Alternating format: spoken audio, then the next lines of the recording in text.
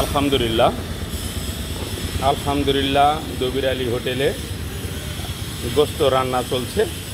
তো আমরা নতুন একটি হোটেল তৈরি করেছি ঝিনাইদহ সদর উপজেলা বিষয়খালী বাজার কানোয়ারপুর। জায়গাটা আপনাদেরকে আমরা যদি একটু দেখিয়ে রাখি,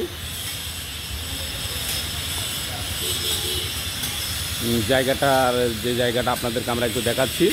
এখানে সামনে যে দোকানটি দেখতে পাচ্ছেন সেলিম ডাক্তারের দোকান, এবং এই সামনে যে দোকান দেখতে পাচ্ছেন এখানে মান্নান ওয়ালটন মান্নান শোরুম এর দোকান, এবং এখানে রিজাউল চায়ের দোকান, এবং এখানে পাশে আমাদের দোকান রয়েছে মিজানুর মাস্টারের দোকান।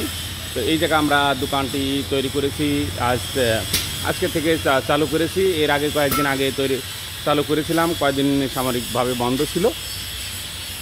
তো আপনাদেরকে আমরা একটু বিষয়খালী বাজার যদি একটু দেখিয়ে রাখি।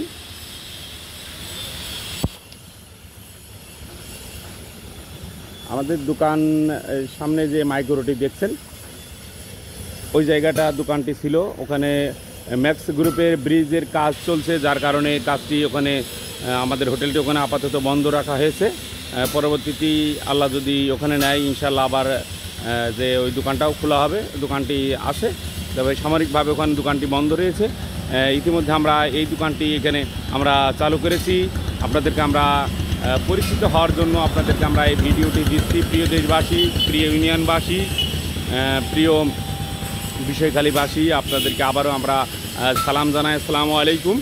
আপনাদেরকে আমরা লোকেশনটা দেওয়ার জন্য চেষ্টা করছি। এখানে যে জায়গাটা আছে সেই জায়গাটা, এখানে যে জায়গাটা আপনাদেরকে আমরা দেখানো রিজাউল সারের দোকান, অর্থাৎ জামাল মিয়ার তেলের দোকান ছিল আগে।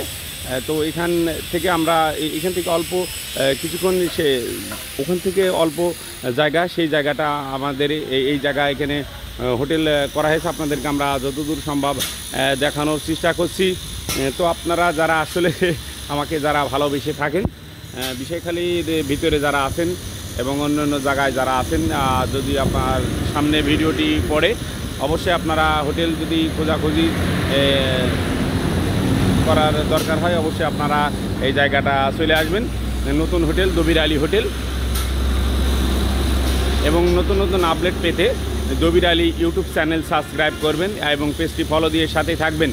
সকলে ভালো থাকবেন, সুস্থ থাকবেন। আল্লাহ হাফেজ।